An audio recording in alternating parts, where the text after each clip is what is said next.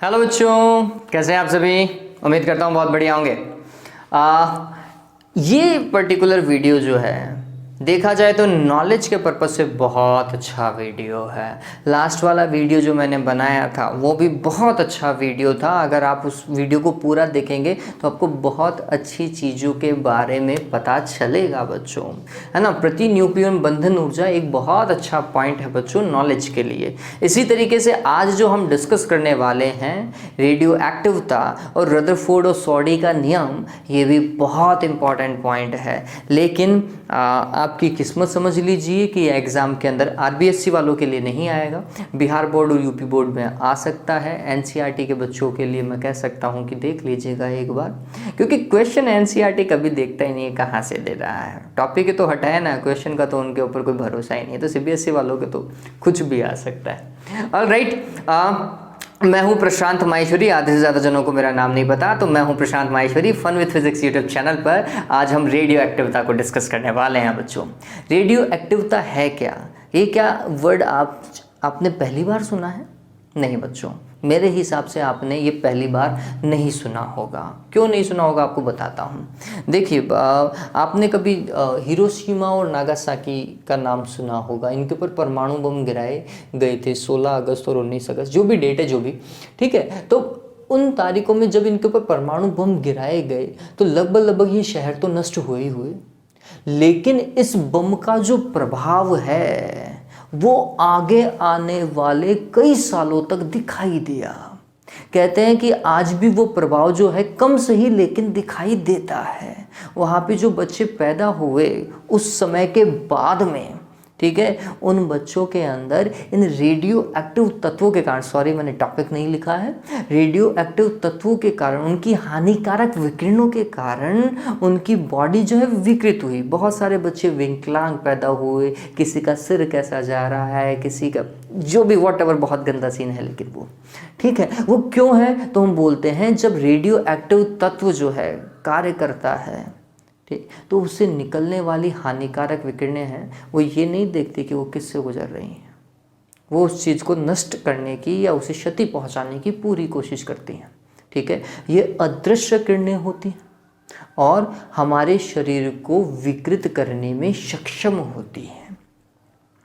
इन विकिरणों में नाम अल्फा किरण, बीटा किरण और गामा किरण, ये तीन विकिरणें जो हैं ये रेडियो एक्टिव विकिरणें हैं जो स्वतः ही उत्सर्जित होती है रेडियो एक्टिव तत्वों से।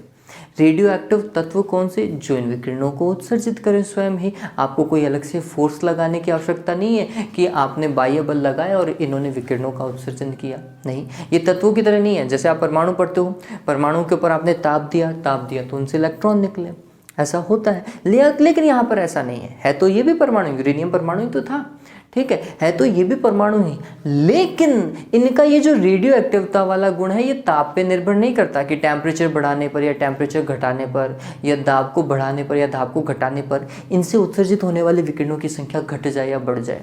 नहीं, ऐसा नहीं होता। वो एक नियत दर से क्या करते रहते हैं, इन विकिरणों का उत्सर्जन करते रहते हैं। उनका ताप और दाब से कोई प्रभाव नहीं पड़ता है। तो लोगों ने जब ये चीज़ पता ही चल गई कि ताप और दाब से कोई लेना देना ही नहीं, ये तो निकलेंगे विकिरणें, तो फिर हम उस चीज़ को जल्दी से सॉल्व भी नहीं कर पाए। सॉल्व मतलब ऐसा हमें पता हो कि टेम्परेचर को कम करने पर इन विकिरणों का प्रभाव खत्म हो जाता है, ठीक है। तो फिर पूरे विश्व के लोग क्या करते, आफ्टर ए टाइम पीरियड वहाँ का टेम्परेचर कैसे न कैसे करके कम करने की कोशिश करते ताकि इनका प्रभाव कम हो जाता। लेकिन खोज से ये पता चला कि इसका तो टेम्परेचर से कोई लेना देना ही नहीं था, दाब से कोई लेना देना नहीं था। तो फिर ये तो भगवान भरोसे छोड़ते हैं कि अब जब ठीक होंगे ये लोग तभी ठीक हो पाएंगे, हम तो कुछ कर नहीं सकते, ठीक है। चलिए, रेडियो एक्टिवता की खोज किसने करी, कैसे किसी को पहली बार पता चला कि रेडियो एक्टिव तत्व होते हैं? नाम है वैज्ञानिक हेनरी बैकरल। हेनरी बैकरल ने पहली बार यूरेनियम को ऐसा पाया था कि यूरेनियम से अदृश्य विकिरणें बाहर निकल रही थी। उन्होंने क्या किया, यूरेनियम लिया और उस यूरेनियम को लपेट दिया एक फोटोग्राफी प्लेट से जो कि एक काले कागज से लपेटी हुई थी, ठीक है। तो उस यूरेनियम को लपेट दिया उस फोटोग्राफी प्लेट से, है ना। और फिर थोड़े टाइम बाद में देखा तो उन्हें पता चला कि फोटोग्राफी प्लेट तो पूर्णतः प्रभावित हो गई, इसकी प्रकृति में तो चेंजेस देखने को मिले। और फोटोग्राफी प्लेट के चेंजेस किस तरीके से कि जब फोटोग्राफी प्लेट के ऊपर एक्स किरणों को हम क्या करते हैं, टकराते हैं, तो फोटोग्राफी प्लेट प्रभावी होती है। ये फोटोग्राफी प्लेट वापस से वैसे ही प्रभावी, जबकि एक्स किरणें तो हमने टकराई नहीं थी, हमने तो अंदर यूरेनियम रख रखा था। तो फिर वहां पे हेनरी बैकरल ने बताया कि यूरेनियम एक ऐसा तत्व है जो कि स्वतः ही विकिरणों का क्या करता रहता है, उत्सर्जन करता रहता है। ये अदृश्य विकिरणें हैं, ठीक है। और ये अदृश्य विकिरणें जब किससे टकराती हैं, इस फोटोग्राफी प्लेट से टकराती हैं, तो इसको प्रभावित करती हैं। ये ऐसी अदृश्य किरणें हैं जो कि अदृश्य या अपारदर्शी चीजों को भी भेद सकती है। अपारदर्शी मतलब जैसे चौक, अपारदर्शी मतलब जैसे मेरा शरीर, अपारदर्शी मतलब ये दीवार, ठीक है। ये ऐसी विकिरणें हैं जो इनको क्या कर सकती है, भेद सकती हैं, ठीक है। ऐसी विकिरणें हैं तो फिर हानि तो पहुंचा सकती है, ठीक। ये किसने बताया, हेनरी बैकरल ने यूरेनियम से बताया। फिर हेनरी बैकरल के कुछ साल बाद में एक और नए तत्व की खोज हुई, वो था रेडियम। सर पियरे क्यूरी और मैडम क्यूरी, ये दोनों पति पत्नी हैं, आप सभी को पता भी होगा, केमिस्ट्री में इनका नाम बहुत बार यूज भी होता है, ठीक। तो ये इन दोनों पति पत्नी ने एक तत्व खोजा, वो था रेडियम बच्चों। और रेडियम जो है वो यूरेनियम से भी ज़्यादा रेडियो एक्टिव तत्व था, बहुत ज़्यादा सक्रिय था, शायद 40 लाख गुना ज़्यादा सक्रिय तत्व था, ठीक। इसकी खोज के लिए इन दोनों को, मतलब मैडम क्यूरी और सर पियरे क्यूरी को, लगभग 1903 में नोबेल प्राइज़ भी मिला है बच्चों, ठीक है। नए तत्व की खोज के लिए हमेशा से नोबेल प्राइज़ मिलता हुआ आया है, ये बात ध्यान में रखें। लास्ट टाइम भी नोबेल प्राइज़ मिला है केमिस्ट्री के अंदर, 2 या 3 तत्वों की खोज हुई थी, तब मिला था नोबेल प्राइज़। चलिए, तो वहाँ पर उन्होंने फिर रेडियम की खोज करी, फिर ये चीज़ आगे चलती गई, तो ऐसे फिर बहुत सारे प्रकृति में तत्व देखने को मिले जो ऐसा गुण प्रदर्शित कर रहे थे, जिनमें uranium, plutonium, polonium, radium, radon, ये बहुत सारे ऐसे तत्व हैं जो कि रेडियो एक्टिविटी का गुण जो है प्रदर्शित करते हैं बच्चों, ठीक है। चलिए, अब अगर एग्जाम में आ जाए रेडियो एक्टिविटी क्या लिखेंगे, हालांकि आरबीएससी वाले बोर्ड वाले बच्चों के तो आएगा नहीं, लेकिन अदर बोर्ड के बच्चे तो हैं और एक अच्छा टॉपिक है, ठीक। तो फिर अगर एग्जाम में आ जाए तो हम क्या बोलेंगे, तो हम बोलेंगे कुछ तत्व हैं जो स्वतः ही विकिरणों का क्या करते हैं, उत्सर्जित करते रहते हैं। ये तत्व कौन से हैं, तो इनकी प्रॉपर्टी है, ये हल्के नहीं होने चाहिए, ये भारी होने चाहिए, और भारी में भी कौन से, अस्थायी भारी होने चाहिए, ठीक है। तो कुछ अस्थायी भारी तत्व स्वतः ही अदृश्य किरणों का क्या करते रहते हैं, उत्सर्जन करते रहते हैं। यह घटना क्या कहलाती है, रेडियो एक्टिविटी या रेडियो सक्रियता कहलाती है। बात समझ में आ गई, डन है। इसकी एक और परिभाषा हम लिख सकते हैं। चलिए, तो मैं टॉपिक डाल देता हूं, टॉपिक है रेडियो एक्टिविटी, रेडियो एक्टिविटी या रेडियो सक्रियता। क्या लिखेंगे, क्या बताया मैंने आपको, तो कुछ भारी अस्थायी तत्व स्वतः ही अदृश्य विकिरणों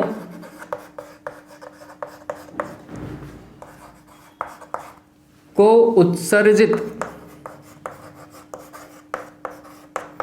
कर विघटित होते रहते हैं, होते रहते हैं। यह घटना ही क्या कहलाती है, रेडियो एक्टिविटी कहलाती है। यह घटना ही रेडियो एक्टिविटी कहलाती है। डन हुआ, चलिए, फिर इसके बाद में और क्या होगा, तो रेडियो एक्टिविटी, इसका एक और परिभाषा हम लिख सकते हैं विघटन से, ये आगे यूज भी आएगी, कि अस्थायी भारी नाभिकों के स्वतः ही विघटन की दर जो है उसे भी क्या कहा जाता है, रेडियो एक्टिविटी कहा जाता है। तो ये और मैं लिखता हूं, अस्थायी भारी नाभिकों या आप परमाणु भी लिख सकते हैं, परमाणु के स्वतः विघटन की दर ही रेडियो सक्रियता कहलाती है।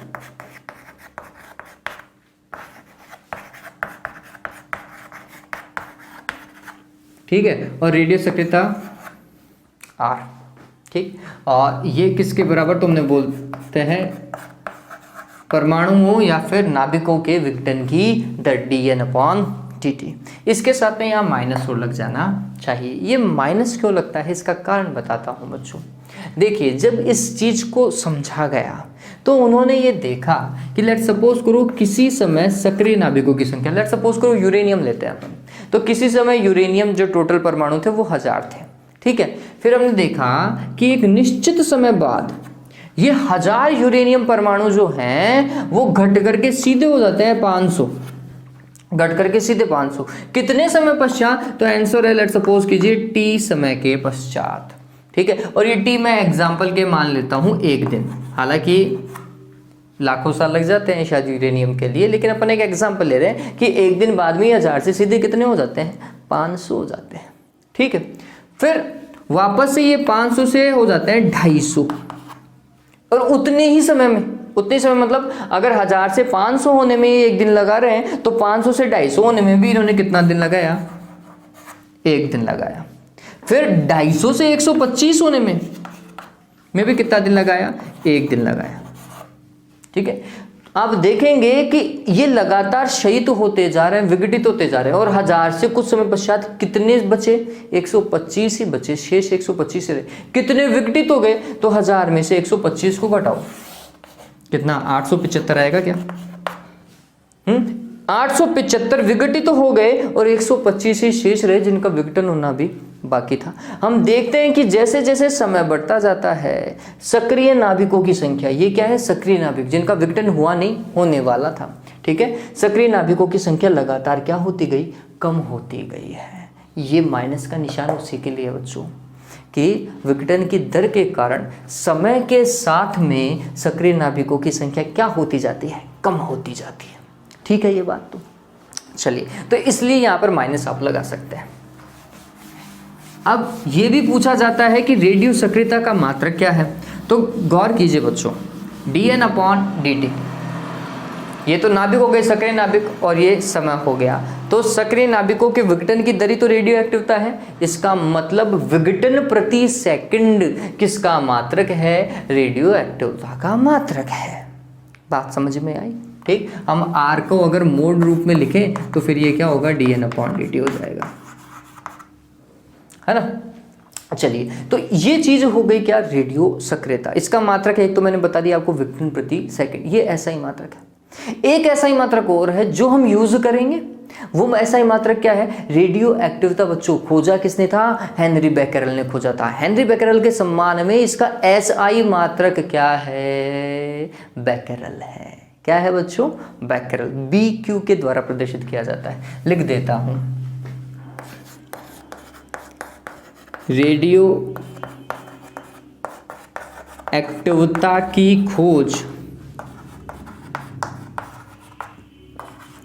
वैज्ञानिक हेनरी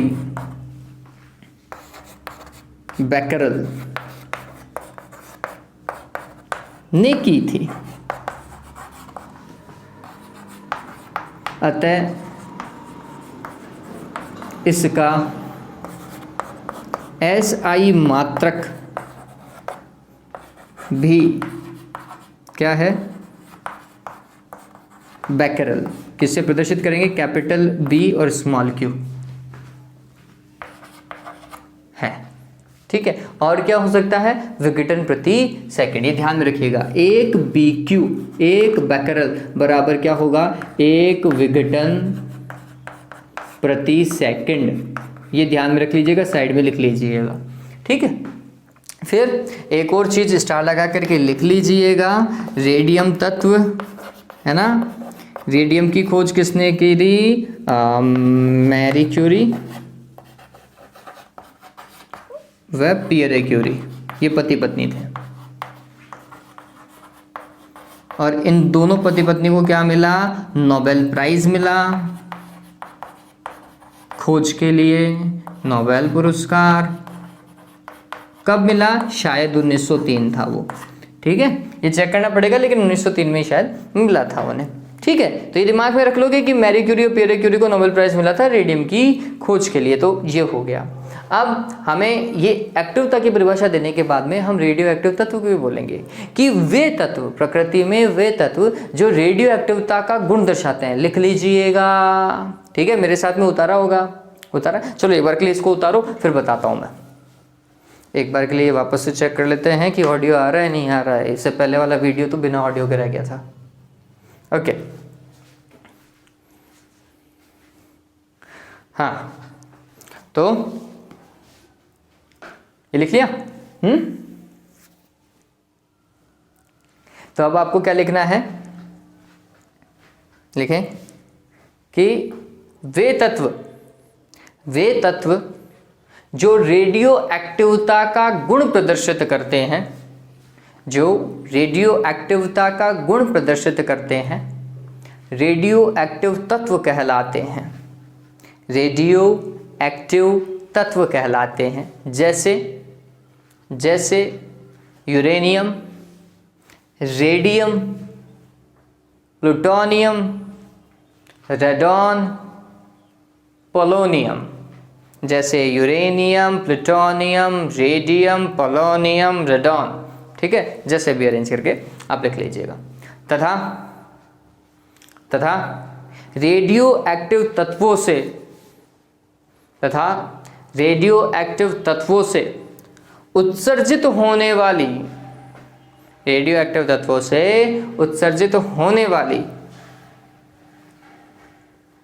अदृश्य विकिरणें, बैकेरल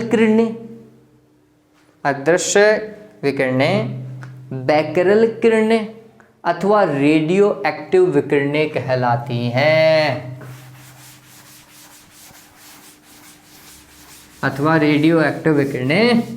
हैं। ठीक है,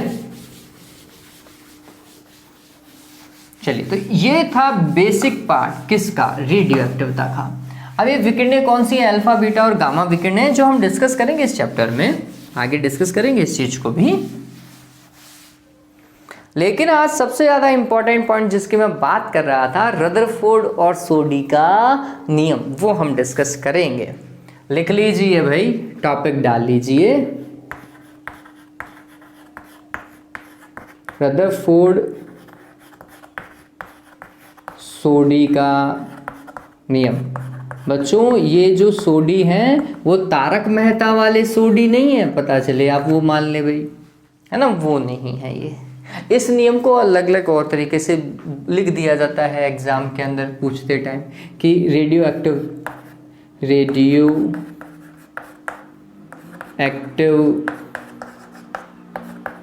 क्षयता का नियम लिखें, तो भी यही लिखना है। इसे ऐसा भी लिखा जाता है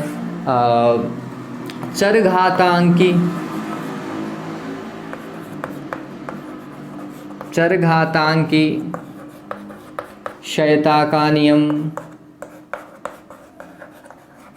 ठीक है, ये भी वही चीज है। तो ये है क्या? ये नियम देने वाले रदरफोर्ड और सोडी, इसका मतलब रदरफोर्ड और सोडी ने भी क्या किया है? रेडियो एक्टिवता के विषय में काम किया है। आप देखेंगे कि एक मात्रक जो है बच्चों, वो ये भी है, रदरफोर्ड। रेडियो एक्टिवता का एक मात्रक रदरफोर्ड भी है, रेडियो एक्टिवता का एक मात्रक क्यूरी भी है, Ci, ठीक है। एक मात्रक रदरफोर्ड है और एक मात्रक क्या है? क्यूरी भी है, ये ध्यान में रखिएगा। चलिए, वो आगे की बात वो बाद में देखेंगे, हालांकि इतना आता नहीं है। अब ये है क्या नियम? तो इन्होंने जो बहुत सारा अध्ययन किया तो उन्होंने एक निष्कर्ष निकाला जो अपन ने पहली बार डिस्कस करी कि रेडियो एक्टिवता जो गुण है वो भारी नाभिकों का गुण है, नाभिक विशेष का गुण है। ये बात ध्यान में रखना, इसमें परमाणु के स्ट्रक्चर का कोई लेना देना नहीं है। नाभिक में जो कण है ना वो इंपॉर्टेंट है, इलेक्ट्रॉन निकल रहा है, बाहर आ रहा है, जा रहा है, उससे कोई लेना देना नहीं है। नाभिक में जो इंटरनल चेंजेस है उसके कारण क्या होता है, रेडियो एक्टिवता का गुण मिलता है। ठीक है, तो ये किसका गुण है? अस्थायी भारी नाभिकों का गुण है। उन्होंने पहला स्टेटमेंट तो ये प्रदर्शित किया। दूसरा क्या स्टेटमेंट दिया, दूसरी क्या बात बताई? उन्होंने बताया कि ये प्रक्रिया पूर्णतः यादृच्छिक है। पूर्णतः यादृच्छिक का मतलब आपको याद हो, अभी थोड़ी देर पहले मैंने बोला था कि 1000 है यूरेनियम और फिर कुछ समय पश्चात 500 हो जाएंगे घट करके, है ना। तो इतना निश्चित है कि 1000 से कुछ समय पश्चात कितने यूरेनियम रह जाएंगे? 500 यूरेनियम रह जाएंगे। लेकिन कौन से 500 ये पता नहीं है। ठीक है, ये कुछ ऐसा है कि किसी क्लास को पढ़ाते टाइम जब एंड में पूछा जाता है, डायरेक्टर सर पूछते हैं टीचर से कि आपके विषय में कितने फेल होने की संभावना है, कितने पास होने की संभावना है, कितने 90% से ज़्यादा लेकर के आ जाएंगे, कितने 100 तक पहुंच पाएंगे और कितने 30 भी नहीं ला पाएंगे। ठीक है, तो ये पूछते हैं ऐसा, तो हम क्या जवाब देते हैं कि सर 100 बच्चे पढ़ रहे हैं और 97% पास हो जाएंगे, 3 फेल हो जाएंगे। कौन से 3 ये ना पूछो। ठीक है, तो 3 बच्चे ऐसे हैं जो शायद से फेल हो जाएं, बच्चे भी 97 तो पास हो जाएंगे। ठीक है, तो यहाँ पर भी संशय वाला केस है, ये वाले 3 या ये वाले 3 हैं, आगे वाले 3 या पीछे वाले 3। आगे वाले तो थोड़े कम ही फेल होते हैं, वैसे वो होशियार बच्चों की लाइन होती है, कहते हैं ऐसा ही है। मैं तो वैसे बहुत बार पीछे बैठा हुआ हूँ, लेकिन कहते हैं ऐसे ही है कि आगे वाले बच्चे होशियार होते हैं, पीछे वाले बच्चे पता है कैसे होते हैं। ओके, तो क्या है यहाँ पर एक बात आती है कि ये निश्चित नहीं है कि कौन से विघटित होंगे। इतना निश्चित है कि विघटित होंगे और इतने विघटित हो जाएंगे, 1000 में से 500 विघटित होंगे, फिक्स है। लेकिन कौन से वाले 500 विघटित होंगे, भगवान भरोसे है भैया, कोई नहीं कह सकता। ठीक है, तो ये प्रक्रिया क्या है, पूर्णतः यादृच्छिक है, प्रोबेबिलिटी के सिद्धांत पर काम करती है। जिसका नंबर आ गया वो चलता रहा बार। ठीक है, तो पहला क्या, भारी नाभिकों का गुण है। दूसरा क्या, पूर्णतः यादृच्छिक प्रक्रिया है, यह नहीं कहा जा सकता कि कौन सा नाभिक कब विघटित होगा। ठीक है, फिर तीसरा उन्होंने क्या कहा, रेडियो एक्टिवता जो है वो ताप, दाब आदि भौतिक अवस्थाओं पर निर्भर नहीं करती। इसका मतलब क्या है, ये लाइन कहने का मतलब क्या हुआ? आपने रासायनिक अभिक्रिया पढ़ी है, नहीं पढ़ी? पढ़ी है ना। आपने केमिस्ट्री में पढ़ा होगा कि कुछ रासायनिक अभिक्रियाओं में अगर ताप को बढ़ा दिया जाए तो उनकी गति तेज हो जाती है, ताप बढ़ाने पर होता है ऐसा। ठीक है, कईयों का दाब बढ़ाने पर उनकी गति कम हो जाती है। रासायनिक अभिक्रियाओं पर ताप और दाब का प्रभाव पड़ता है। ठीक है, लेकिन रेडियो एक्टिवता पदार्थ का ऐसा गुण है जिसपे ताप और दाब का कोई प्रभाव नहीं पड़ता बच्चों। ठीक है, टेम्परेचर चाहे घटाओ चाहे बढ़ाओ, चाहे प्रेशर बढ़ाओ चाहे घटाओ, कोई फ़र्क नहीं पड़ेगा। मैंने अभी थोड़ी देर पहले आपको समझाया भी था, है ना। तो उससे कोई फ़र्क नहीं पड़ेगा। ये क्यों नहीं पड़ेगा ये मैंने आपको बताया था। ठीक, तो ये ध्यान में रखिए कि ये रेडियो एक्टिवता जो है वो ताप और दाब या भौतिक अवस्थाओं पर निर्भर नहीं करते। इस चीज़ को ध्यान में रखना है। ठीक, ये 3 पॉइंट हो गए। अब जो एग्जाम में लिख करके आना है, ठीक है, ये 3 चीज़ें तो नॉर्मली नहीं पूछी जाती, इनमें से आप कितनी याद रखेंगे ये आप पे निर्भर करता है। अब एक और चीज़ है इसमें, हालांकि एक पॉइंट मैं छोड़ रहा हूँ, जब वो अल्फ़ा बीटा डीके मैं आपको समझाऊंगा तब मैं चलो बता देता हूँ कि ये नियम ये भी कहता है कि अगर किसी समय अल्फ़ा डीके हुआ, अल्फ़ा डीके मतलब अल्फ़ा कण अगर किसी भारी नाभिक से बाहर निकला तो उसी पर्टिकुलर समय पर बीटा कण नहीं निकलेगा। बाद में निकल सकता है, ठीक है, लेकिन उसी क्षण नहीं बच्चों, पॉसिबल नहीं है। मतलब दोनों अल्फा और बीटा एक साथ बाहर नहीं निकल सकते, या 2 अल्फा एक साथ बाहर नहीं निकल सकते, या 2 बीटा एक साथ बाहर नहीं निकल सकते। ठीक है, ये कौन बताता है? ये श्वेता का नियम ही बताता है। ठीक है, हालांकि इसे इतना लिखा नहीं जाता, लेकिन ये बात ध्यान में रखिएगा कि 2 अल्फा कण एक साथ बाहर नहीं निकल सकते, 2 बीटा कण एक साथ बाहर नहीं निकल सकते, अल्फा और बीटा कण एक साथ बाहर नहीं निकल सकते। ठीक है, एक ही समय पर नहीं निकल सकते। कुल मिलाकर के ये बात ध्यान में रख लीजिएगा। ठीक, अब जो एग्जाम में लिख करके आना है, जिसे हम वास्तविकता में चरघातांकी का नियम कहते हैं, ठीक है, क्या, एक्सपोनेंशियल डिके लॉ। इसे इंग्लिश में क्या बोलते हैं, एक्सपोनेंशियल डिके लॉ, या फिर रेडियो एक्टिव डिके लॉ, या फिर Rutherford Soddy law of radioactivity. ठीक है, तो ये नियम क्या है बच्चों, ये नियम बोलता है कि किसी समय सक्रिय नाभिकों के विघटन की दर या रेडियो एक्टिव नाभिकों के विघटन की दर, विघटन की दर क्या होती है, सक्रियता होती है। ठीक है, यह विघटन की दर उस समय उपस्थित सक्रिय नाभिकों की संख्या के समानुपाती होती है। मैं लिख देता हूं, इस नियम के अनुसार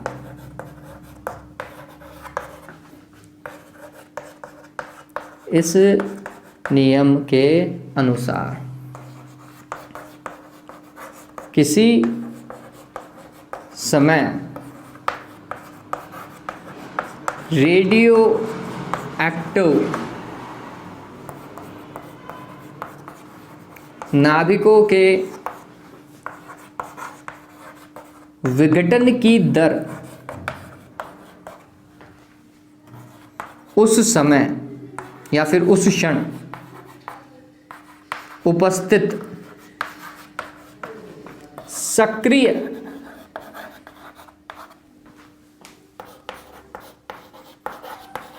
नाभिकों की संख्या के समानुपाती, वो समानुपाती है भाई, होती है। इसे ही चरघातांकी क्षयता का नियम कहते हैं। ठीक, इसका मतलब क्या है, dn डिवाइडेड बाय dt, विघटन की दर समानुपाती है किसके, सक्रिय नाभिकों के। यहाँ पर क्या लगना चाहिए, माइनस लगना चाहिए। क्यों लगना चाहिए, क्योंकि समय के साथ सक्रिय नाभिकों की संख्या घटती जाती है। ठीक है, तो ये लिख देते हैं यहाँ ऋणात्मक चिन्ह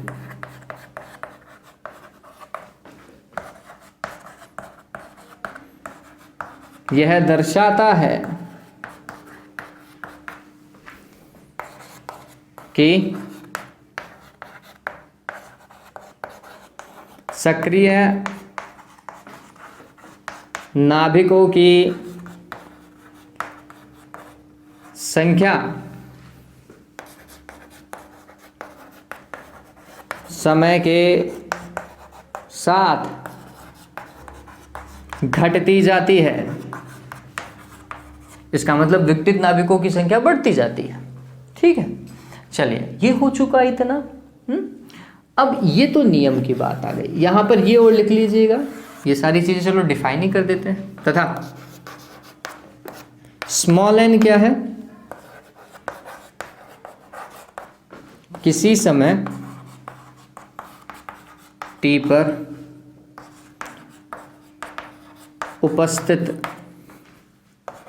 सक्रिय परमाणु या सक्रिय नाभिक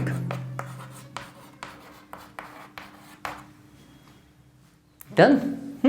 तो ये ऐसा ध्यान में रखिएगा, n क्या होता है, हमेशा सक्रिय नाभिकों की संख्या है बच्चों। कब, स्मॉल t के ऊपर, प्रारंभिक नहीं, किसी समय t पर, मतलब रेडियो एक्टिविटी चालू हो चुकी थी, प्रक्रिया चालू हो चुकी है और हमने जब देखा तब सक्रिय नाभिकों की संख्या इतनी हमें प्राप्त हुई है। ठीक है, तो ये चीज़ उतार लो। इसके आगे इसका एक छोटा सा डेरिवेशन है, वो अपन डिस्कस करते हैं। वो डेरिवेशन बहुत अच्छा है, एग्जाम में अगर 1 नंबर का आता है, आरबीएससी वालों को तो नहीं आएगा लेकिन अदर बोर्ड वालों को तो आ ही सकता है। तो अगर 1 नंबर का आता है तो इतना टिका देना। ठीक है, अब अगर 2 नंबर का आता है तो डेरिवेशन करके आना पड़ेगा। चलो डेरिवेशन भी करेंगे, जल्दी से इतना उतारो।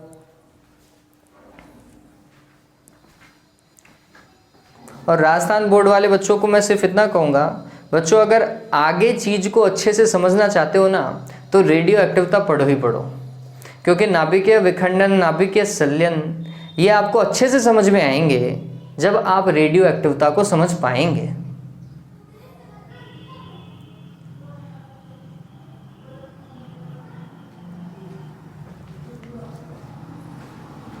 हो चुका, इतना ही तो उतारना था। चलिए अब काम करते हैं। अब इसका जो डेरिवेशन है उसको आगे कंटिन्यू करते हैं। आगे कंटिन्यू करें? ऑलराइट।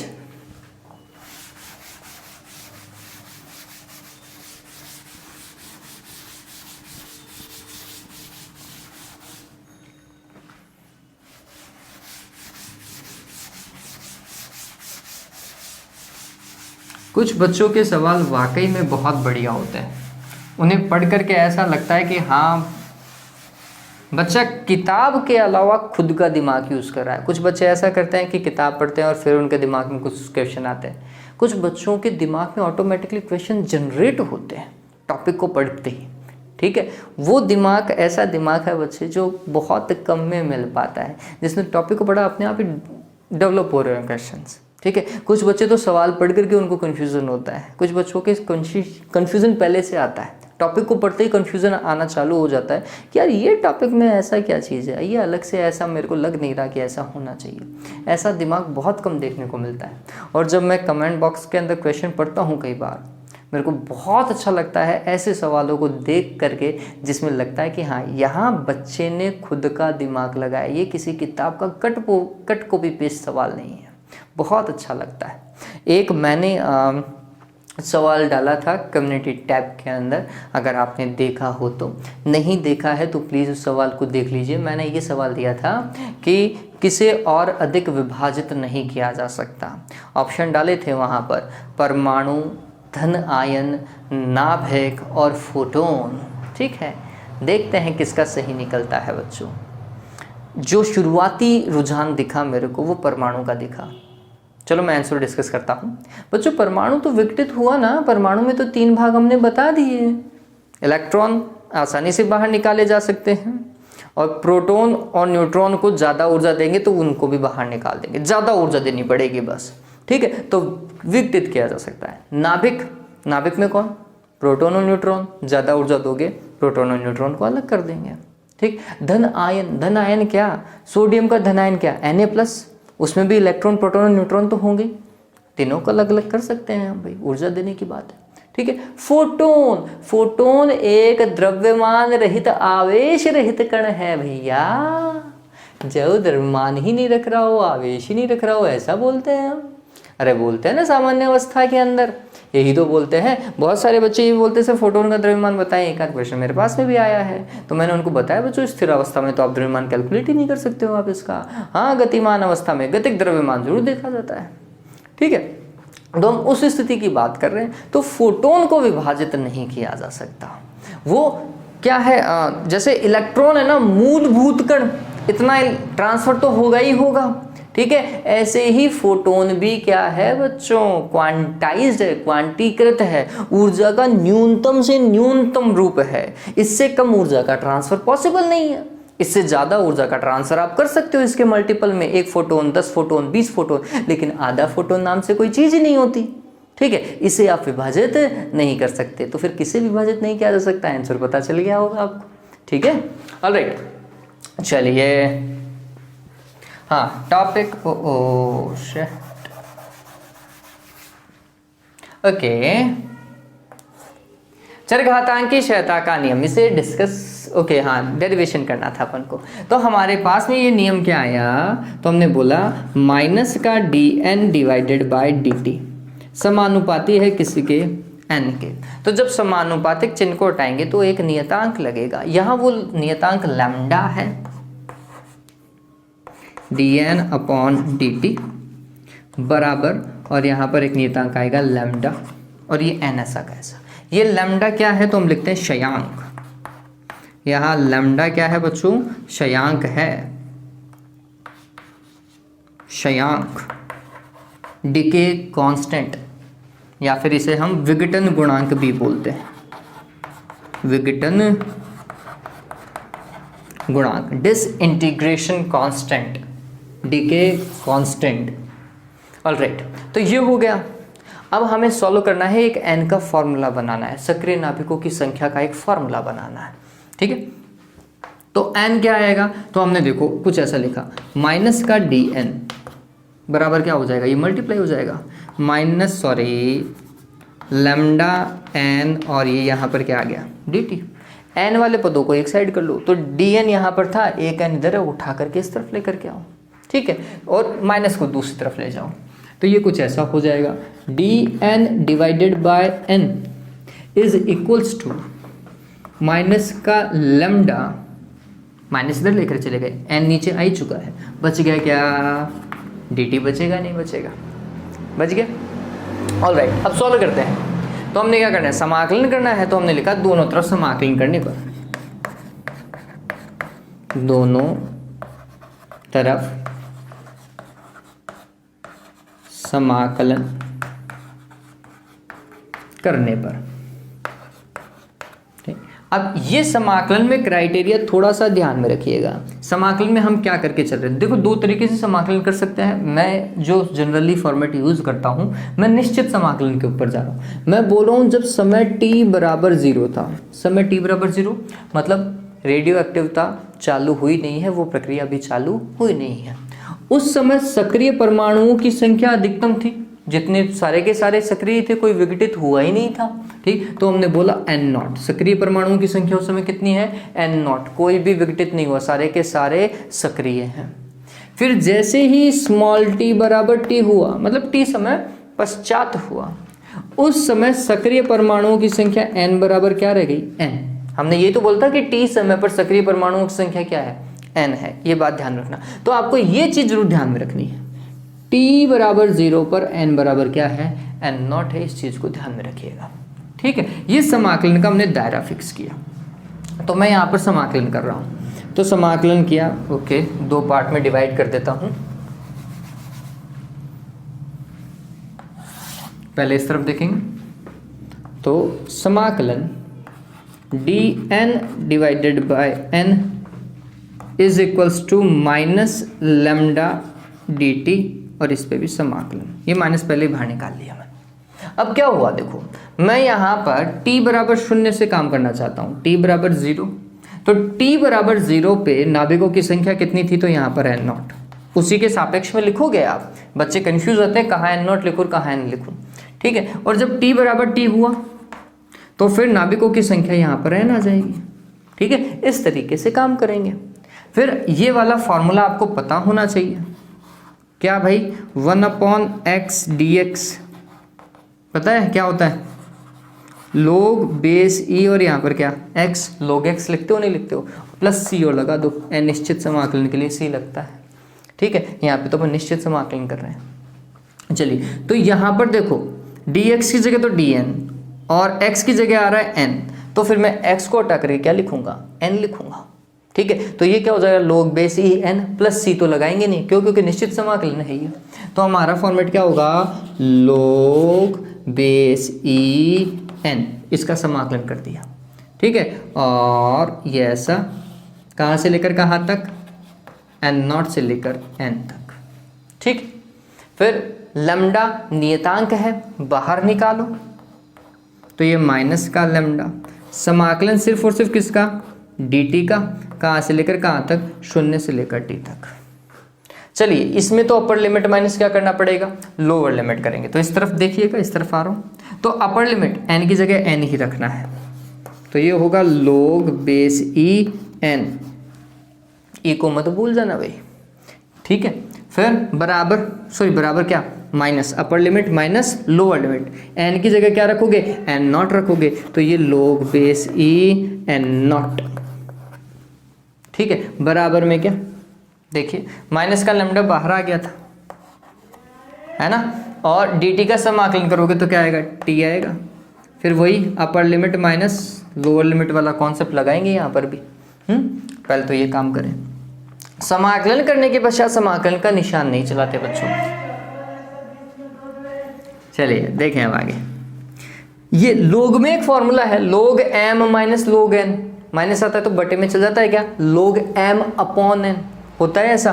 तो मैं यहाँ पर अगर वो फॉर्मेट लगाऊं तो ये हो जाएगा log बेस e, ऊपर तो हो जाएगा n और नीचे आ जाएगा क्या, n नॉट, बराबर में क्या बच्चों, माइनस का lambda, upper limit minus lower limit, मतलब t माइनस 0, t लिख दूं क्या, इतना ही रहेगा, लैम्डा t रहा, ठीक, चलिए ये नहीं समझ में आया तो मैं लिख देता हूँ, upper limit minus lower limit, ये लो मेरा क्या जा रहा है, हो गया। चलिए अब देखो, तो ये हो रहा है log base e n upon n not बराबर में माइनस का लैम्डा टी, है ना। चलिए तो फिर यहाँ पर अगर मैं लोग को उस तरफ लेकर के जाऊँ, दो तरीके हैं इस लोग को हटाने के, या तो लो एंटी लोग वो हो जाएगा, अदरवाइज आप इस लोग को ही उस तरफ लेके जाओ। लोग को जब उस तरफ लेके जाओगे तो ये कैसे जाएगा, यहाँ पर बेस क्या है ई, तो ये ई की पावर में चला जाएगा। देखना मैथमेटिक्स है ये भाई, n divided by n not is equals to, ये उस तरफ गया तो अब ये फंक्शन ऐसा हो गया ई की power minus lambda T, minus lambda T E की पावर में चला गया। तो फिर सक्रिय नाभिकों की संख्या एन बराबर क्या हो जाएगा, एन नॉट ई की पावर माइनस लैम्डा टी। अब ये आप फाइनल फॉर्मूला देखोगे ना, इसमें ई फंक्शन आ रहा है, ई एक्सपोनेंशियल फंक्शन, जिसे हम हिंदी में बोलते हैं चरघातांकी फलन, और वो भी कैसा, माइनस की घात के कारण, माइनस की घात, और वो भी समय के साथ परिवर्तित हो रही है। तो आपको पता होगा एक्सपोनेंशियल फंक्शन का मान, ई फंक्शन का मान अगर घात माइनस की है तो इसका मतलब उसका मान लगातार कम होता जाएगा। ठीक है, जैसे जैसे टी का मान बढ़ता जाएगा, ऊपर घात माइनस की बढ़ती जाएगी, माइनस की घात बढ़ती जाएगी, तो फिर मान घटता जाएगा। हम यही तो बोल रहे हैं, सक्रिय नाभिकों की संख्या चरघातांकी फलन के रूप में घटती जाती है। यही तो चरघातांकी नियम है वास्तविकता में। चरघातांकी क्यों वर्ड लगाया, क्योंकि यहाँ पे नाभिकों की संख्या चरघातांकी फलन के अकॉर्डिंग चेंज हो रही है, इसलिए ये चरघातांकी नियम है। और क्षयता लगाया, इसका मतलब सक्रिय नाभिकों की संख्या कम होनी चाहिए, क्षय होना चाहिए। ठीक है, यही कारण है, फंक्शन खुद एक्सपोनेंशियल है, खुद चरघातांकी है, इसलिए वहां पे चरघातांकी लिखा गया है। ठीक है, तो फाइनली सक्रिय नाभिकों की संख्या पता चली, लगातार क्या होती जाएगी, कम होती जाएगी समय के साथ में। ठीक है, जल्दी से उतारो देवताओं, इसे जल्दी से उतारे इसे, बहुत अच्छा फंक्शन है ये, आगे यूज भी आएगा।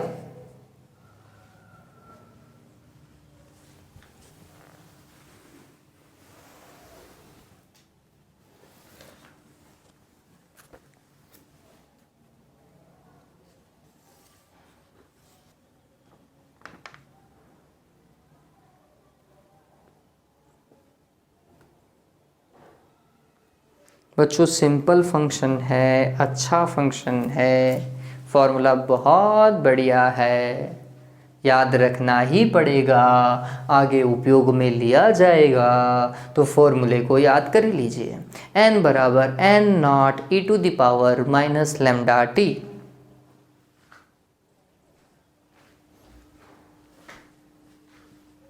हो गया?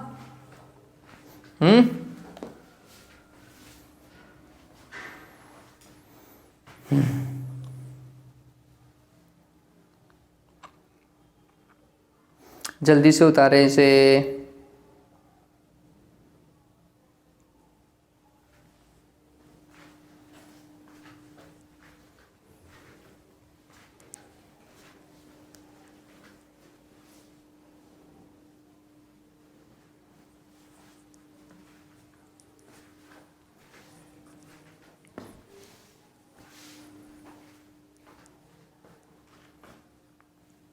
Done, okay okay.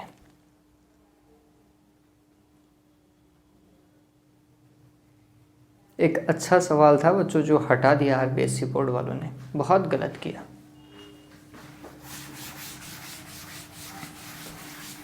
चलिए अब इसके आधार पर हम क्षय नियतांक को भी परिभाषित करेंगे कि क्षय नियतांक क्या होता है।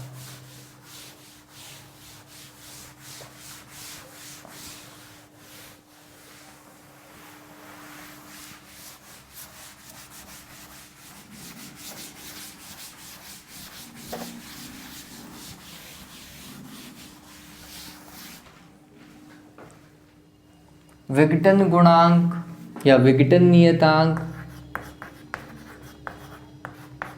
विघटन नियतांक, क्षयांक या फिर क्षय नियतांक, एक ही बात है, डीके कांस्टेंट। नियम हो चुका है बच्चों, और उसमें जो लैम्डा आया था ना डीके कांस्टेंट, उसे हम क्या कर रहे हैं, परिभाषित कर रहे हैं। आप देखिए यहाँ पर n बराबर क्या है, n0 e की पावर माइनस लैम्डा टी, यही है। चलिए अब डीके कांस्टेंट क्या है, लैम्डा क्या है, ठीक। तो मैं बोलूँगा समझना इस चीज़ को, यदि यहाँ पर एक कंडीशन लगा रहा हूँ समझने के लिए कि यदि लैम्डा का मान क्या हो, 1/t हो, समय के व्युत्क्रम के तुल्य हो। ये क्या है, समय के व्युत्क्रम के तुल्य, व्युत्क्रमानुपाती नहीं, क्या है, व्युत्क्रम के तुल्य है, ठीक है। अगर ऐसा हो तब देखो भाई क्या हो जाएगा, n बराबर n0, फिर e की पावर माइनस लैम्डा की जगह क्या रखना है, 1/t, और t की जगह तो t ऐसा कैसा, t से t क्या हो जाएगा, कैंसिल। तो ये हो जाएगा n बराबर n0 e की पावर -1, जिसे मैं क्या लिख सकता हूँ, n बराबर n0 डिवाइडेड बाई e, या फिर 1/e इंटू n0। बताओ ये लिख सकता हूँ नहीं लिख सकता हूँ, ऐसा ही आएगा। इसका मतलब अगर लैम्डा का मान 1/t हो तो सक्रिय नाभिकों की संख्या है ना, तो सक्रिय नाभिकों की संख्या अपने प्रारंभिक मान का कितना गुना हो जाती है, 1/e गुना रह जाती है, अर्थात 36.79। कितना, 36.79। ये कैसे है 36.79, तो हम बोलते हैं e का मान जो है वो होता है 2.17 के आसपास में, ठीक है। तो वो मान जब हम रखते हैं तो ये हमें कितना मिलता है, 36.79 के आसपास। 36.79% नहीं याद रख सको तो मैं आपको बोलूँगा 1/e गुना याद रख लीजिए, वो बिल्कुल सही भी है और कोई गलत तो निकाल सकता ही नहीं है ना। चलिए तो हमने क्या लिखना है,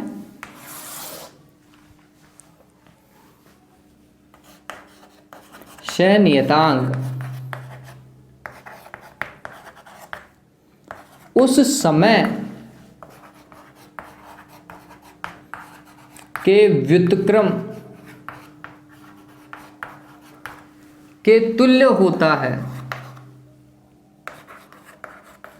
तुल्य होता है जब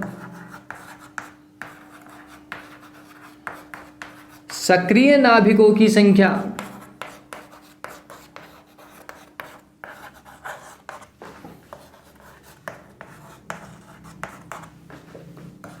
प्रारंभ की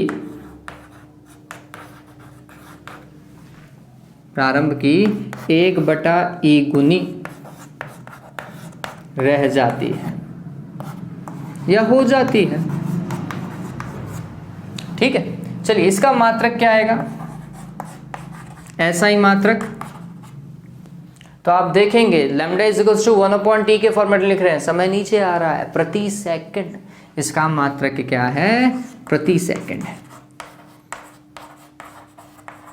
सेकंड इनवर्स, सेकंड इनवर्स है, ये बात ध्यान में रखिएगा। अब ये ऐसा ही है, ठीक। आप देखेंगे तो कई जगह ये प्रतिवर्ष में भी लिखा हुआ होगा, कई जगह आप देखेंगे तो ये प्रति मिनट भी लिखा होगा, प्रति वर्ष लिखा हुआ होगा, ऐसे मंथ में भी लिखा हुआ हो सकता है, लेकिन ऐसा ही प्रति सेकंड है, ध्यान में रखेंगे, ठीक है। तो ये उतार लीजिए, एक ठीक पॉइंट है, आने लायक पॉइंट था, ये भी जल्दी से उतारें। फिर अपन अर्धायु पढ़ेंगे और आज अर्धायु तक ही से कंप्लीट करेंगे बच्चों। माध्य आयु अपन कल डिस्कस करेंगे, मतलब नेक्स्ट वीडियो में डिस्कस करेंगे। अर्धायु एक बहुत अच्छा पॉइंट है और बहुत इंटरेस्टिंग होगा, ये आपको बहुत अच्छा लगने वाला है अर्धायु पॉइंट। उतारें इसे, देखिए अर्धायु को डिस्कस करते हैं। इस पॉइंट का मैं पता नहीं कब से इंतजार कर रहा था, ये बहुत अच्छा पॉइंट है। देखिए नाम से पता चल रहा है बच्चों, अर्ध आयु मतलब वह समय जिसके पश्चात आपकी आयु क्या हो जाए, आधी हो जाए। मतलब सक्रिय नाभिकों की संख्या क्या हो जानी चाहिए, आधी हो जानी चाहिए। वो थोड़ी देर पहले 1000 से 500 बनाए थे ना, कितने समय में हो रहे थे, अपन ने बोला 1 दिन में, तो वो 1 दिन क्या था, अर्धायु था, ठीक है। वह समय जिसके बीतने के पश्चात सक्रिय नाभिकों की संख्या प्रारंभ की क्या हो जाती है, आधी हो जाती है, उसे हम क्या बोलते हैं बच्चों, अर्ध आयु बोलते हैं। ध्यान में रखेंगे, ठीक है, इस चीज़ को ध्यान में रखें। और ये जो फॉर्मेट है ना अर्धायु वाला, इससे क्वेश्चन आता है, अर्ध आयु, हाफ लाइफ, इसको इंग्लिश में क्या बोला जाता है? Half life. ठीक, कुछ किताबें मैं इसे कैपिटल टी से प्रदर्शित करूंगा, कुछ किताबें इसे टी एंड हाफ, ऐसा T1/2 इसे भी प्रदर्शित करती है, लेकिन हम यहाँ पर इसे कैपिटल टी से प्रदर्शित करेंगे। क्या होगा कि इस समय के बीतने के पश्चात सक्रिय नाभिकों की संख्या प्रारंभिक क्या हो जानी चाहिए? आधी हो जानी चाहिए। तो हम लिख देते हैं वह समय जिसके पूर्ण हो जाने के पश्चात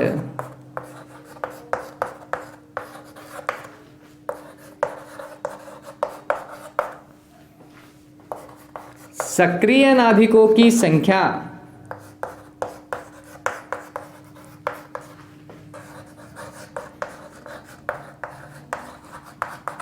प्रारंभ की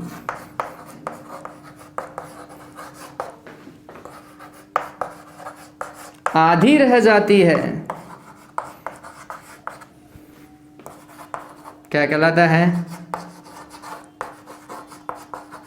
अर्ध आयु कहलाती है। ठीक, इसे कैपिटल टी द्वारा प्रदर्शित किया गया है। अब देखो इस चीज को कि अर्ध आयु को हम कैसे कैलकुलेट करने वाले हैं। तो हम बोल रहे हैं कि हमें पता है, क्या पता है भाई? चरघातांकी क्षयता के नियम से क्या n बराबर n0 e की पावर माइनस लैम्डा टी, यही था क्या? यही था n बराबर n0 e की power minus lambda T. n0 क्या? सक्रिय नाभिकों की संख्या, t बराबर 0 पर प्रारंभिक में।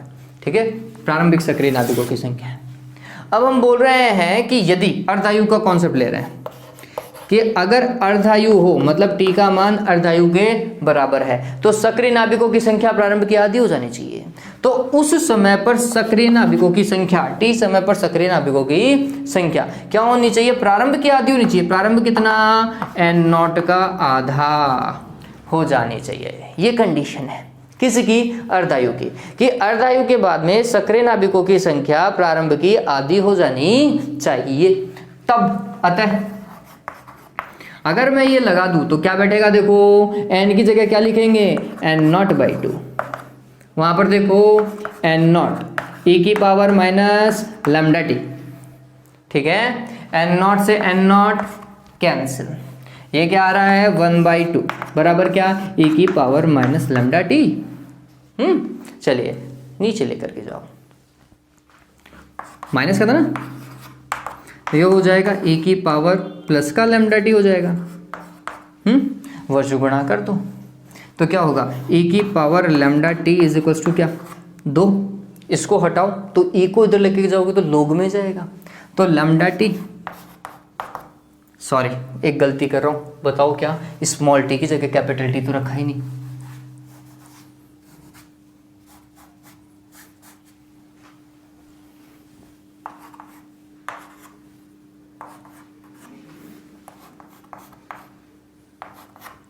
बराबर क्या?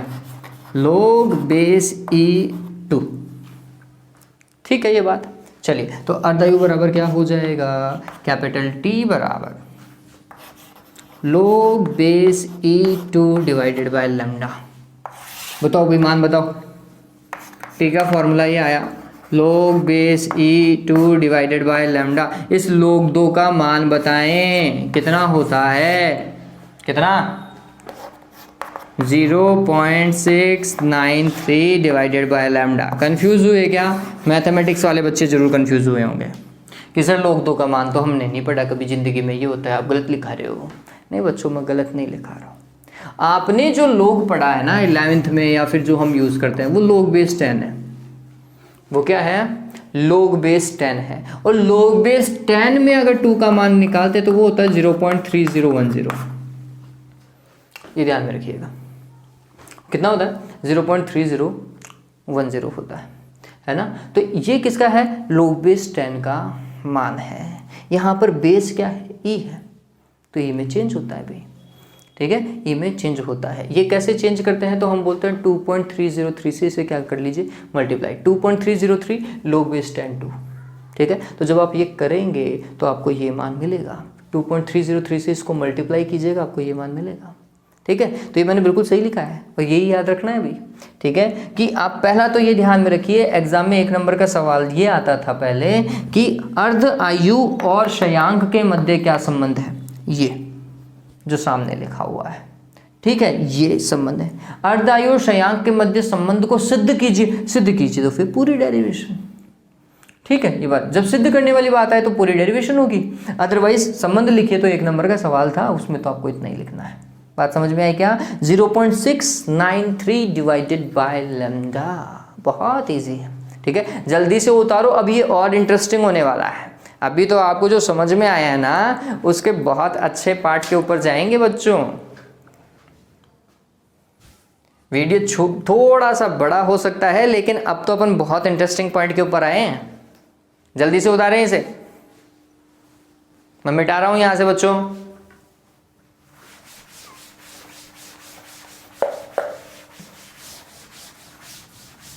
देवताओं, वीडियो को पूरा देख लिया करो और ढंग से देखा करो, क्योंकि आप तरीके से देखते हो तो कई बार जो मैं गलतियां कर जाता हूं, मैं भी कई बार कैलकुलेशन मिस्टेक करता हूं बच्चों, और मेरे को बहुत खुशी है कि बच्चे फिर मेरे को बताते हैं कि सर आपने इस जगह कैलकुलेशन मिस्टेक की है, तब मेरे को लगता है कि हाँ बच्चे वाकई में देख रहे हैं।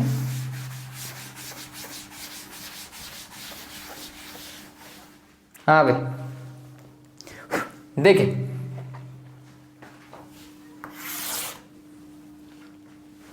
तो अब यहां पर एक आएगा क्षय वक्र। ठीक है, और ये जो क्षय वक्र है वो हम एक फॉन्ट के अकॉर्डिंग करेंगे, एक फॉर्मूला अलग से बनाएंगे अर्ध आयु के रिलेशन से।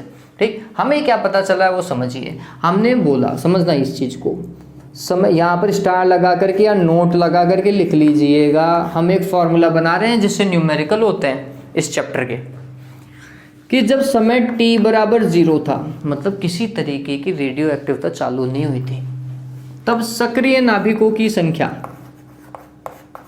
सक्रिय नाभिकों की संख्या कितनी थी? तो हमें पता है n0 थी, इतनी ही थी। लेकिन जैसे ही t बराबर 1 अर्धायु काल होता है, पहला अर्धायु काल, ठीक है, तो सक्रिय नाभिकों की संख्या प्रारंभ की क्या हो जाएगी? आधी हो जाएगी। तब सक्रिय नाभिकों की संख्या क्या हो जाएगी?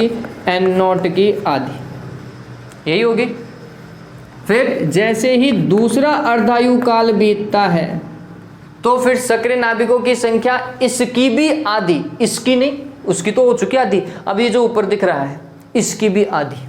ठीक है, तब सक्रिय नाभिकों की संख्या जो है वो n0 और इसकी भी आधी, मतलब नीचे 2 से और गुणा करो, 4/4। जब 3 अर्धायु काल बीत जाए तब सक्रिय नाभिकों की संख्या क्या हो जाएगी? n बराबर इसकी भी आधी, मतलब n0/8। ठीक है, अगर n अर्धायु काल बीत जाए, है ना, हर बार ऐसी थोड़ी करते रहेंगे n अर्धायु काल, कोई 20-30 अर्धायु काल एक साथ ही बोल दी उसने, इतने अर्धायु काल बाद बताओ सक्रिय नाभिकों की संख्या। तब सक्रिय नाभिकों की संख्या,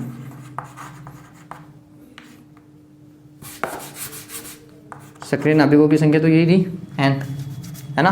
क्या भाई, देखो इसका क्या फॉर्म बनेगा, क्या लिखूं? स्मॉल n इंटू 2, ऐसा लिखूं? नहीं बच्चों, इसको थोड़ा समझना पड़ेगा। हम बोलते हैं कि पहले अर्धायु काल में ऐसा है, तो मैं इसे शायद ऐसा लिख करके सोचूं, मैंने कॉन्सेप्ट को गौर किया, मैं 2 की घात 1 लिख रहा हूँ। फिर दूसरे अर्धायु काल के बाद में ये n0/4 हो रहा है, इसका मतलब ये कुछ ऐसा हो रहा है n0 डिवाइडेड बाई 2^2। जितना अर्धायु काल है उतनी 2 की घात चलती जा रही है नीचे।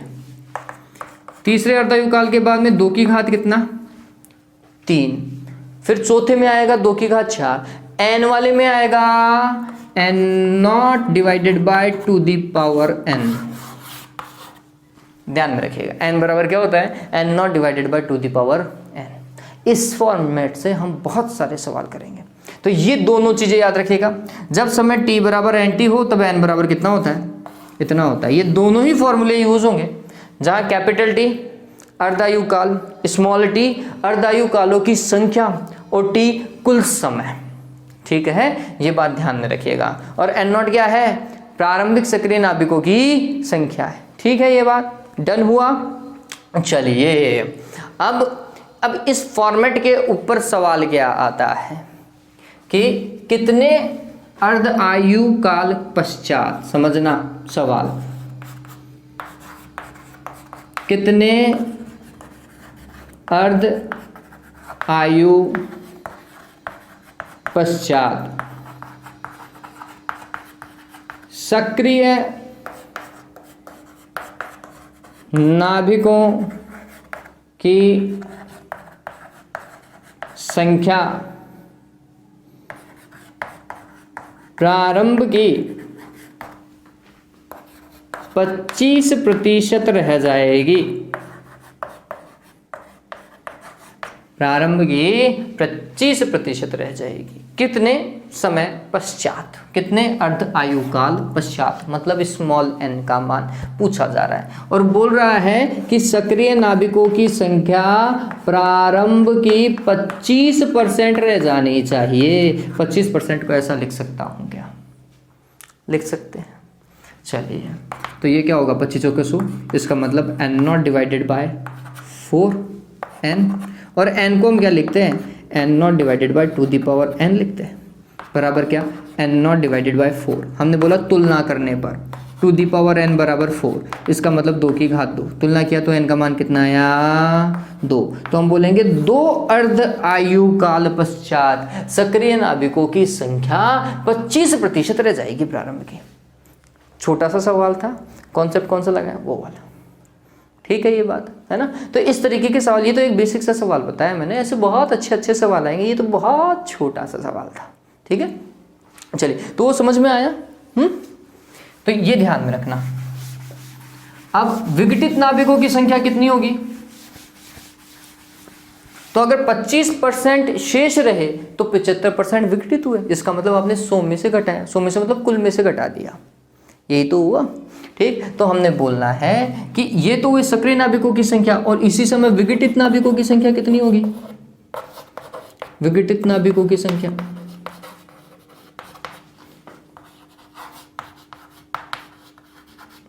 कितनी? प्रारंभ में से, प्रारंभ कितनी थी? n0। n0 में से सक्रिय नाभिकों की संख्या को घटा दो तो ऑटोमेटिकली विघटित नाभिक हो गए। तो हमने बोला प्रारंभिक थे n0 और इसमें से किसको घटा दो? सक्रिय नाभिकों को घटा दो, ये विघटित नाभिकों की संख्या आ जाएगी। ठीक है, चलिए अब इसका उदाहरण समझो। उदाहरण क्या? क्षय वक्र समझो। इससे क्षय वक्र क्या बोल रहा है? तो हमने बोला है क्षय वक्र बनता है सक्रिय नाभिकों की संख्या n तथा समय के बीच में। किसके बीच में? सक्रिय नाभिकों की संख्या और समय के मध्य में ये चलता है। ठीक है, अब ये कैसे होगा? तो हमने बोला कि प्रारंभ में जब t बराबर 0 था, देखो प्रारंभिक, फिर पहला अर्धायु काल, फिर दूसरा अर्धायु काल, ये आप देख लीजिएगा, फिर तीसरा अर्धायु काल, और ऐसे ही ये लास्ट तक चलता जाएगा। तो हमने बोला प्रारंभ में सक्रिय नाभिकों की संख्या कितनी? n0। आप ऐसा कर लीजिएगा, 10 लाइन के ऊपर लिख लीजिएगा। कैसे? 0 1 2 3 4 5 6 7 8 9 10 हो गया ये। ठीक, फिर तो पहले 0 पर n0 थी, फिर जैसे ही पहला अर्धायु काल आया सक्रिय नाभिकों की संख्या प्रारंभ की आधी होनी चाहिए, n0/2। तो आपने ये 10 लाइन पे लिया है तो n0/2 किस पे आएगा? 5वीं लाइन पे आएगा।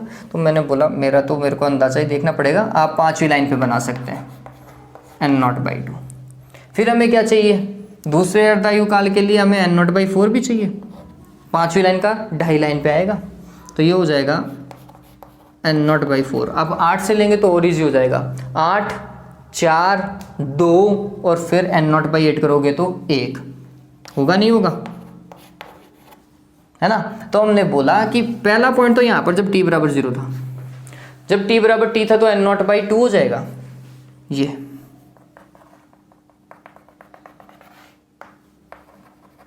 कुछ ये वाला पॉइंट, फिर ये, फिर है ना। तो जब हम ये देखेंगे तो ये ग्राफ कुछ ऐसा गिरता हुआ नजर आएगा हमें, कुछ ऐसा। देखो यूं गिर रहा है, सीधी लाइन मत लेके क्या ना, यूं मत लेके रहना, स्लोप दिखाओ उसको। नहीं तो फिर मेरी मानो अगर ऐसा नहीं ले जा पा रहे हो मान के साथ में, तो मैं आपको सिर्फ इतना ही बोलूंगा एग्जाम में ये बना करके आए, ये यहाँ पे लिख देना एंड नॉट, और यहाँ पे आधा दर्शा देना, बस। कोई नंबर नहीं काट सकता, ये भी बिल्कुल परफेक्ट है, ठीक है। अदरवाइज अगर ऐसा स्लोप जा रहा है जो कि मेरे को सही दिख रहा है इस समय, तो फिर आप ये बना के आए, बहुत अच्छा दिखता है। नहीं तो फिर आप ये बनाओगे तो भी काम बैठ जाएगा, ठीक है। तो ये समझ में आया? चलिए, डन हुआ। कल मैं इसी टॉपिक को और चालू करूँगा। सक्रियता का भी एक ग्राफ है, मतलब एन की जगह अगर मैं आर भी लिख दूँ तो भी ये ग्राफ ऐसा ही जाएगा। क्यों जाएगा अपन इसे नेक्स्ट वीडियो में डिस्कस करेंगे। तो आज मेरे हिसाब से आपको अर्धायुकाल अच्छे से समझ में आया होगा। ये वाला फार्मूला बहुत इंपॉर्टेंट है, प्लीज़ याद कर लीजिएगा। कर लोगे ना? चलिए, तो ऐसा नहीं कि कोर्स में नहीं है तो फिर हम देखेंगे नहीं, प्लीज़ बच्चों इसे देखिएगा, चीज़ बहुत अच्छी है, इसे देखिएगा, कम से कम नॉलेज बढ़ना चाहिए, ठीक है। कोर्स तो अपन लास्ट के 1 महीने में वापस से रिवाइज कराऊंगा, आप चिंता मत करो। लास्ट के 1 महीने में ऐसा रिवाइज कराएंगे अपन कि आपको सारी चीज़ें याद होंगी, ठीक है। चलिए, आज के लिए सिर्फ और सिर्फ इतना ही बच्चों। इस वीडियो को पूरा देखें, हो सके मैं हर बार बोलता हूं कि इसको शेयर कर दीजिएगा, शेयर कर पा रहे हैं तो बहुत अच्छा बच्चों, ठीक है। अपना ध्यान रखें, अपने परिवार का ध्यान रखें, अच्छे से खाएं, खेलें, कूदें, और जो समय बच जाए फिर उसमें से थोड़ा बहुत पढ़ लीजिएगा। Have a good day, take care.